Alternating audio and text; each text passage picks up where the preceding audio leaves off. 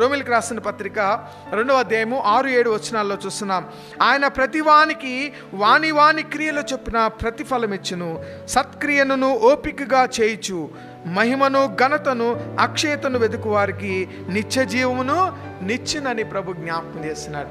ఓపికగా, వినయము విశ్వాసం అనేది ఓపికకు నిదర్శనము. కష్టాల సమయంలో, బాధల సమయంలో ఆందోళన చెందక, భయము చెందక దేవుని వైపు ఆమె చూడటం ప్రారంభించినప్పుడు దేవుడు ఆమెలో ఏమి నింపాడు? ధైర్యాన్ని నింపినట్లుగా చూస్తున్నాం. ఆ ధైర్యాన్ని పొందినటువంటి ఆమె చెప్పగలిగినటువంటి మాట, నీ దాసురాలును నీవు ఏం చేసావు? కటాక్షించావని ప్రభు మాట పక్షంన ఆమె జ్ఞాపకం చేస్తున్నటువంటి మాటగా చూస్తున్నాం. కనుక దేవుని యొక్క వాగ్దానమును నెరవేర్చే దేవుడని ఎంతమంది ఇది నాన్న మనము నమ్ముతున్నాము?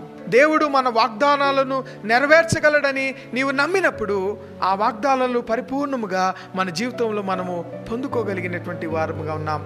ఈ ఉదయకాల సమయంలో పొందుకోగలగటానికే అడ్వెంట్ సీజన్ దేవుడు మనకు అనుగ్రహించారు. సిద్ధపాటు. నేనేం చెప్పాను? పసిపాలునిగా మన హృదయంలో జన్మించనై ఉన్నాడని సిద్ధపాటుతో పాటు రెండవ రాకడ కొరకు మనము సిద్ధపరచుకోవాలని ప్రభు జ్ఞాపకం చేస్తున్నాడు. సిద్ధపరచుకోవాలి అంటే ఇది నాన్న మరియగా చేసిన వాగ్దానమే నీకు నాకు దేవుడు చేయబోతున్నాడు. ఆ వాగ్దానాన్ని మరియ నమ్మినట్లుగా నీవు నమ్మాలి, నేను నమ్మాలి. ఆ వాగ్దానము అనుగ్రహిస్తాడని విశ్వసించాలి. మనం విశ్వసించింది కనుకనే ఆమె గర్భం నుండి దేవుడు ఏం చేశాడు? ఒక అద్భుతమైన రీతిగా యేసు ప్రభువాన్ని ప్రపంచానికి పరిచయం చేశాడు.